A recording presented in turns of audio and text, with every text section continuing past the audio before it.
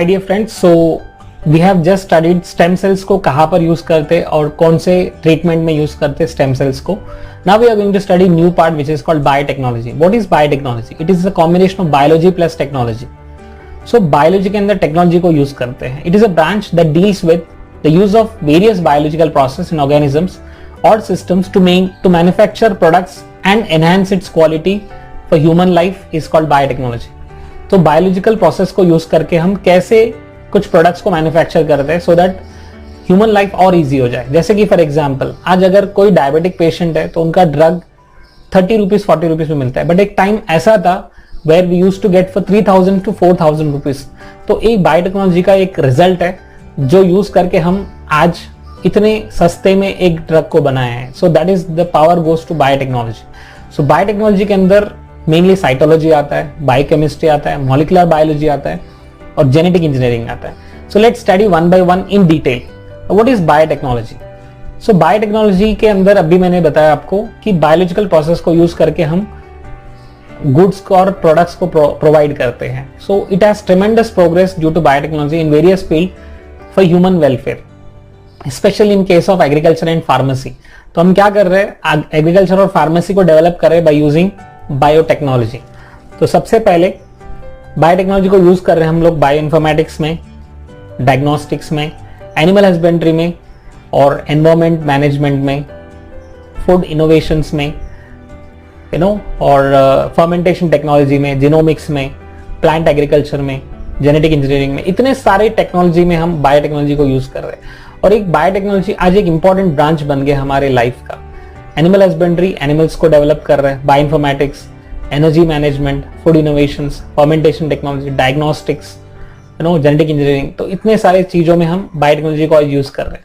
तो बायोटेक्नोलॉजी को main areas सबसे पहले हम माइक्रोब्स चैप्टर में हमने ऑलरेडी पढ़ा था कि माइक्रोब्स को यूज करके हम आज योगर्ट बना रहे हैं, अल्कोहल बना रहे हैं. सो ये सारे जो है माइक्रोब्स को यूज करना बायोटेक्नोलॉजी के पार्ट में आता है. Second, use of productivity of cells. हम आज एंटीबायोटिक्स बना रहे हैं, वैक्सीन्स बना रहे हैं, एंजाइम्स बना रहे हैं, so thanks to biotechnology. And then we can use DNA fingerprinting, DNA को चेंज कैसे कर रहे हैं, डिजीज रेजिस्टेंट प्लांट्स कैसे बना रहे हैं, ट्रांसजेनिक प्लांट्स बोलते हैं, animal tissue culture, plant tissue culture, ये कैसे कर रहे हैं by using biotechnology. So development of plants, animals on products with desired quality by gene manipulation करके. So we are using enough biotechnology. आज इवन ह्यूमन ग्रोथ हार्मोन को हम produce कर रहे हैं, बहुत सारे हार्मोन्स को प्रोड्यूस कर रहे हैं जो सिर्फ ह्यूमन बॉडी प्रोड्यूस कर सकता है. So with the help of genetically modified bacteria हम उस बैक्टीरिया में वो जीन्स ऐड कर रहे हैं, वो जीन्स की वजह से वो बैक्टीरिया वो प्रोटीन्स को प्रोड्यूस कर रहे हैं जो हमारे बॉडी प्रोड्यूस कर सकता है. So we are using biotechnology in every way to use of genetic and non genetic engineering techniques. तो इस तरह से हम बायोटेक्नोलॉजी को हर फील्ड में यूज कर रहे हैं सो दैट हमारे लाइफ के हर फील्ड में बायोटेक्नोलॉजी को यूज करके हम उसके बेनिफिट्स ले रहे हैं. सो बेनिफिट्स क्या हो रहा है? सबसे पहले हम पर यील्ड हेक्टर जो है, मतलब एक एकड़ में हम पहले 10 kg प्रोड्यूस करते, वहां पर हम 50 kg प्रोड्यूस करें. सो पर हेक्टर प्रोडक्शन बढ़ गया. सेकेंड जो है डिजीज रेजिस्टेंट वेराइटीज हम बना रहे हैं. And third is increase in yield. हम यील्ड को बढ़ा रहे हैं, यील्ड को ग्रो कर रहे हैं. एंड द फोर्थ इज हम स्ट्रेस रेजिस्टेंट वेराइटीज बना रहे हैं. स्ट्रेस रेजिस्टेंट और temperature, water stress, salinity stress, जितने भी स्ट्रेस रेजिस्टेंट हम बायोटेक्नोलॉजी के जो प्रोडक्ट्स बना रहे हैं, इतने सारे वेराइटीज हम लोग प्रोडक्ट्स बना रहे हैं. तो अपार्ट फ्रॉम दिस जितने भी बायोटेक्नोलॉजी के आज एप्लीकेशंस है, डिजीज रेजिस्टेंट वेराइटीज के बनाना, टेम्परेचर स्ट्रेस रेजिस्टेंट बनाना, इनफैक्ट क्रॉप्स को प्रोड्यूस करना, ये सारे जो है बायोटेक्नोलॉजी की वजह से पॉसिबल हो गया. एंड आज एग्रीकल्चर फील्ड में हम बायोटेक्नोलॉजी को सबसे ज्यादा यूज कर रहे हैं. तो जिसमें सबसे नंबर 1 में आता है crop biotechnology. It is used to produce to improve the variety and yield of crops. तो आज हम हाइब्रिड सीड्स को यूज कर रहे हैं, using hybrid seeds so that हमें यील्ड मिले ज्यादा. जहां पर हम लोग 10 kg प्रोड्यूस करें वहां पर हम लोग 50 kg प्रोड्यूस कर रहे हैं. सो हाइब्रिड सीड्स जो है 1920 से हम स्टार्ट किए. It began in 1920s and became extended in vegetables and flowers. Green revolution, white revolution करके हम बहुत सारे हाई यील्डिंग वैरायटी सीड्स को यूज कर रहे हैं. जेनेटिकली मॉडिफाइड क्रॉप्स, आज जो क्रॉप्स हम लोग जो यूज कर रहे हैं most of them are genetically modified crops, so that हम disease resistant, pest resistant, stress resistant crops को हम ग्रो कर रहे हैं। सो ये सारे जेनेटिकली मॉडिफाइड क्रॉप्स में आ जाते हैं। तो एक जीन्स को मॉडिफाई करते हैं और ये जीन को मॉडिफाई करके उस प्लांट में ऐड करने की वजह से वो प्लांट को डिसीज नहीं आएगा, वो प्लांट को स्ट्रेस और वो प्लांट को पेस्ट अटैक नहीं कर सकता। जैसे हमारे पास एग्जाम्पल है बीटी कॉटन और बीटी पोटैटो, बीटी ब्रिंजल। तो बीटी मींस बैसिलस thuringiensis।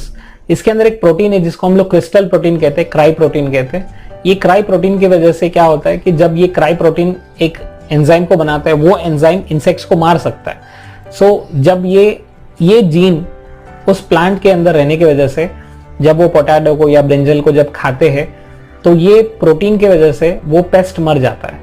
तो सो दैट ये ब्रिंजल, कॉटन ये पेस्ट रेजिस्टेंट हो जाता है, इंसेक्ट रेजिस्टेंट हो जाता है। हम insect resistant plant, pest resistant plant हम बना रहे सो दैट वो पेस्ट और इंसेक्ट्स उसको क्रॉप को हार्म नहीं कर सके। And then we have genetically modified crop. आज अगर देखा जाता है राइस का साइंटिफिक नेम है ओराइजा सटाइवा। तो आज राइस के अंदर एक विटामिन ए करके हम ऐड किए, तो जिसके वजह से राइस के जीन्स में विटामिन ए के जीन्स के रहने के वजह से तो राइस के अंदर भी विटामिन ए आ जाता है। आप ये देखते हो नॉर्मल राइस है और ये जो राइस है this is called golden rice. तो ये राइस में अमाउंट ऑफ विटामिन ए बहुत ज्यादा रहता है। मोस्टली साउथ अफ्रीका में ये राइस ज्यादा खाते हैं सो दैट उनके विटामिन ए की डिफिशियंसी बहुत ज्यादा है। इस तरह से हम herbicide tolerant plants, pest resistant plants, disease resistant plant बहुत सारे बना सकते हैं। And we can even produce to develop destroy weeds, तो वीडिसाइड रेजिस्टेंट प्लांट भी बना सकते हैं। तो इस तरह से हम क्रॉप बायोटेक्नोलॉजी में बहुत सारे एडवांटेजेस लेके आए। एंड हमारे पास आज जो है एक टेक्नोलॉजी है which is called bio fertilizers. तो नॉर्मली हम लोग फर्टिलाइजर जब ऐड करते हैं तो इससे पोल्यूशन होता है, इससे प्लांट्स को डैमेज होता है।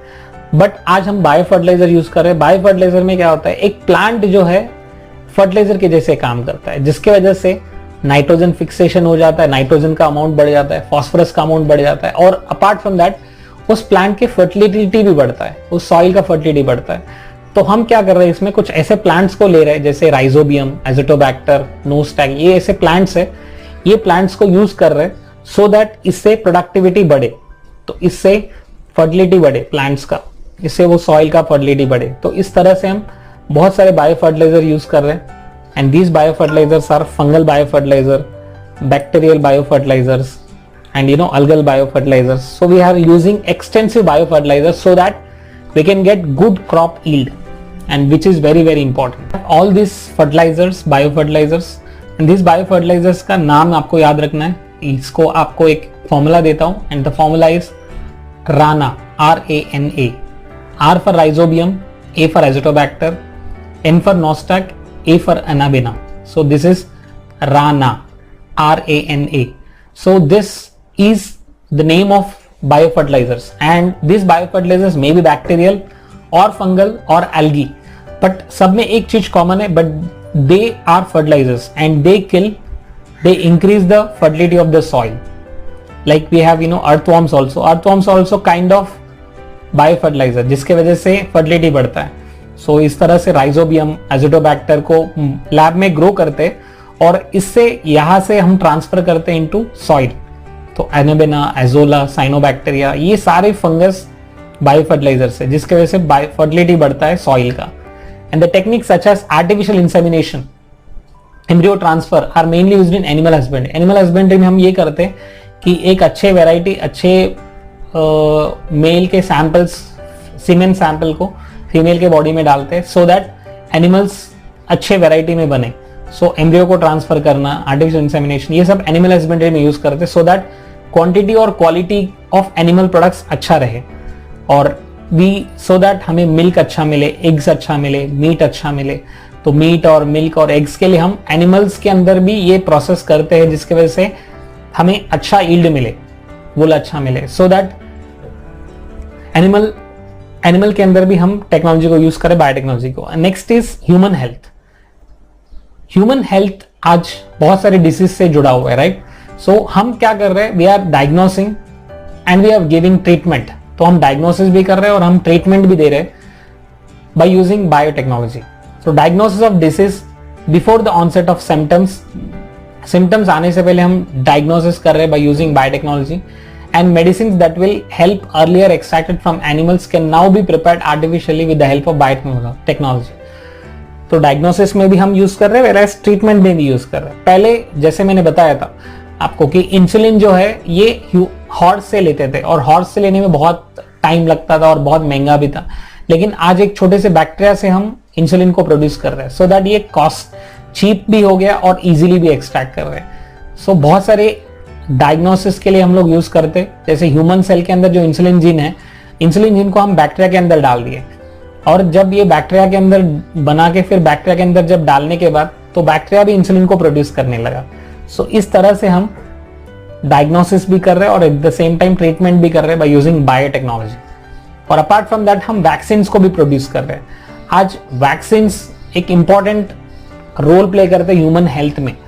बहुत सारे डिजीज जैसे पोलियो, कोलेरा ऐसे डिजीज के अगेंस्ट वैक्सीन्स बना रहे हैं, हेपेटाइटिस। तो ये वैक्सीन्स उस डिजीज को हमें कंप्लीटली हमें ये अवॉइड कर देता है।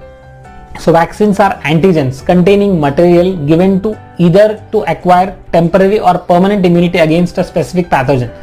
एक एंटीजन को हमारे बॉडी में ऐड करते हैं सो दैट हमारे बॉडी के जो इम्यून सिस्टम है उसके ऊपर काम करेगा, सो दैट हमारा बॉडी का इम्यून सिस्टम एक्चुअल एंटीजन अगर हमारे बॉडी में आएगा तो भी वो मल्टीपल्स में काम करता है। तो वैक्सीन कैसे काम करते हैं छोटा सा वीडियो देखिए। सो जिस तरह से हमारे बॉडी में अगर एक बैक्टीरिया एंटर होता है, फिर वो बैक्टीरिया या वायरस वो मल्टीप्लाई होते रहता है और वो एक सेल से दूसरे सेल को इन्फेक्ट करता है, हमारे ब्लड में जाता है, और जैसे ब्लड में जाने के बाद भी फिर वहां पर ब्लड सेल्स को मल्टीप्लाई करता है। ब्लड सेल्स के अंदर फिर वहां से न्यू सेल्स को इन्फेक्ट करता है। न्यू सेल को इन्फेक्ट करना, फिर हमारे बॉडी के सेल उसके साथ फाइट करते हैं, उसको खा लेते हैं। तो इस तरह से हमारे बॉडी के इम्यून सिस्टम बहुत अच्छे से काम करता है, ताकि ये हमारे बॉडी के इम्यून सिस्टम की वजह से हमारे बहुत सारे डिसीज हमें बॉडी में से आने से पहले मर जाते हैं। तो इस तरह से we have lot of cells, lot of this things works in our body so that it can kill the bacteria और वायरस। तो traditionally vaccines are prepared by using completely और पार्शियली किल्ड पैथोजेंस। तो traditionally हम pathogens को मार के हम vaccine को बनाते हैं। For example, proteins which acts as antigen are injected in pure form instead of injecting the killed और सेमी किल्ड। तो हम एंटीजन को हमारे बॉडी में इंजेक्ट करते हैं सो दैट हमारे बॉडी उसके लिए इम्यून सिस्टम को रेडी करे। So vaccines are produced with the help of biotechnology. They are more thermostable and remain active for a longer duration, so that जैसे हमारे बॉडी के अंदर पोलियो वैक्सीन है, हेपेटाइटिस वैक्सीन, ये सारे वैक्सीन इसी के तरह काम करते हैं। तो vaccine and vaccination is an important part. Vaccine given as food, तो आज हम लोग एडिबल वैक्सीन बना रहे हैं सो दैट हम खाने के साथ, जैसे पोटैटो टोमेटो खाते हैं तो वैसे हम वैक्सीन को भी खा सकते हैं, और वैक्सीन को उसके साथ इनकॉर्पोरेट किया जाता है फूड स्टफ के साथ। जैसे कोलेरा का वैक्सीन है, जैसे इकोलाई का वैक्सीन है, तो ये एडिबल वैक्सीन में हम खा सकते हैं इसको डायरेक्टली। सो इस बैक्टीरिया को पोटैटो में, इस जीन्स को पोटैटो में, टोमेटो में ऐड किया जाता है।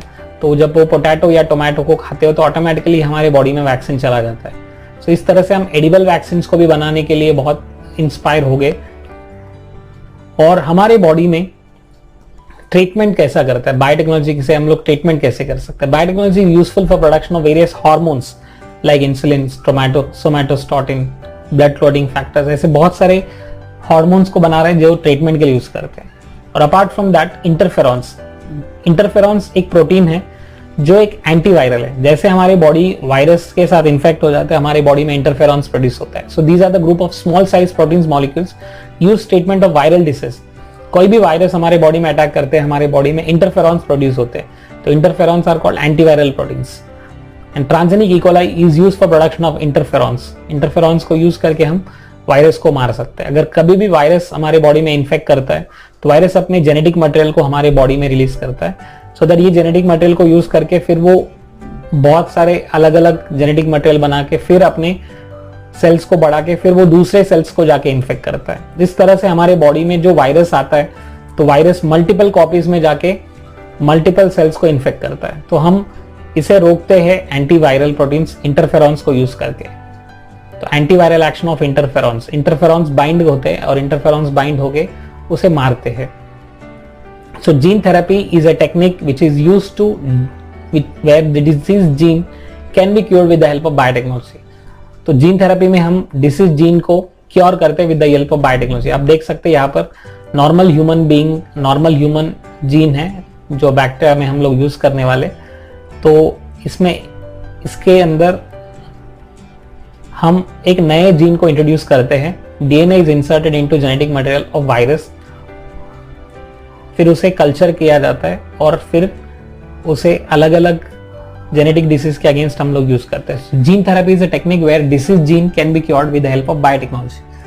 तो हम copies of normal human gene हमने लिया था बैक्टीरिया से, फिर introduction into cells of individual with genetic disease, फिर जिसको जेनेटिक डिसीज है उनके अंदर ये जीन्स डाल दिए सो दैट ये उनके lung cells, muscle cells, liver के अंदर जो इन्फेक्शन है वो निकल जाता है। So this how we do the we apply gene therapy. And next is cloning. तो सबसे पहली बार क्लोनिंग किए थे, डॉली करके शिप को क्लोनिंग किए थे।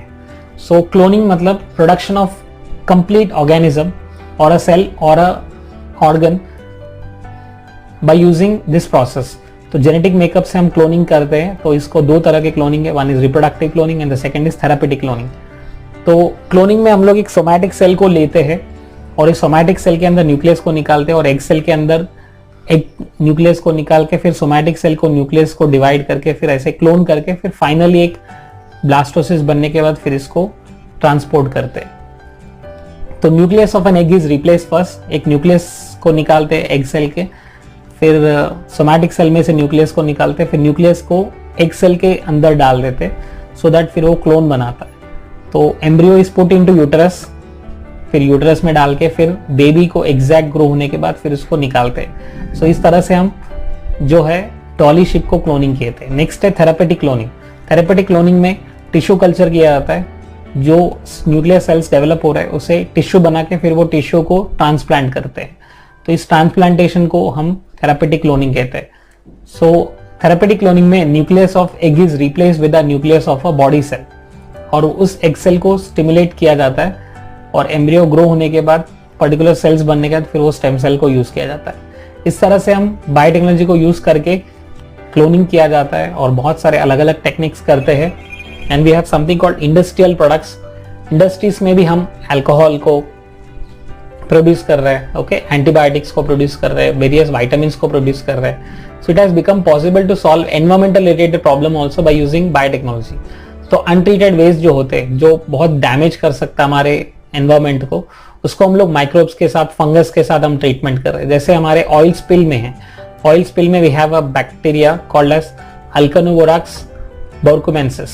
सो दिस इज द बैक्टीरिया जो क्रूड ऑयल के अंदर ऐड करके उस ऑयल, जो ऑयल स्पिल हो गया तो उसको डैमेज से रोकता है। Name is Alcanivorax borkumensis. तो इस तरह से बहुत सारे बैक्टीरिया हम लोग यूज कर रहे हैं and this is called as phytoremediation. By using bacteria we can stop the damage to the environment.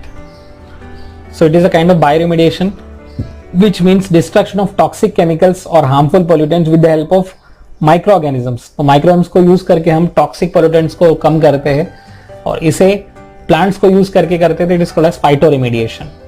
तो Pseudomonas bacteria are useful for cleaning the hydrocarbon and oil pollutants को कम करने के लिए हम Pseudomonas को यूज करते हैं। There is a fern called as Pteris vetata which can absorb arsenic from soil. तो सॉइल में से आर्सेनिक को एब्जॉर्ब करता है, तो इससे हेवी मेटल आर्सेनिक अगर सॉइल में रहेगा तो ये बहुत प्रॉब्लम्स क्रिएट कर सकता है। तो टेरिस वेटाटा ऐसा प्लांट है जो आर्सेनिक को एब्जॉर्ब करता है।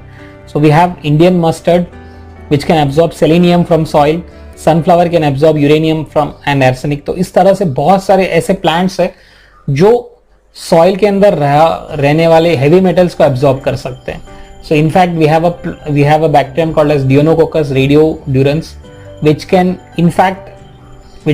absorb radiations also, radiation causing को भी हम absorb कर सकते हैं। तो इतने सारे various applications है biotechnology के। and we have food items like bread, wine, yogurt etc. which are probably the oldest to be produce with the help of biotechnology. हम वाइन को, ब्रेड को, योगर्ट को प्रोड्यूस कर सकते हैं बाय यूजिंग बायोटेक्नोलॉजी। तो biotechnology को हर प्रोसेस में हम यूज कर रहे हैं। The last is DNA fingerprinting. हमारे डीएनए हर एक पर्सन का स्पेसिफिक होता है, यूनिक सेट ऑफ डीएनए होता है, तो हम डीएनए का आइडेंटिफाई करके पर्सन को आइडेंटिफाई कर सकते हैं। DNA fingerprinting is the process used to determine individual characters which are as unique as fingerprints. तो हमारे जैसे फिंगरप्रिंट यूनिक होते हैं वैसे हमारा डीएनए भी यूनिक होता है। सो बेसिकली हमारे डीएनए फिंगरप्रिंटिंग मैच करके हम उस पर्सन को मैच कर सकते हैं, उस पर्सन को आइडेंटिफाई कर सकते हैं। तो ये टेक्निक हम जनरली फॉरेंसिक टेस्ट में यूज करते हैं। And then we have green revolution, ये लास्ट टॉपिक रहेगा। तो पहले अभी तक जितने भी टॉपिक्स मैंने बताया, please go through these topics and make a notes of this. Thank you so much.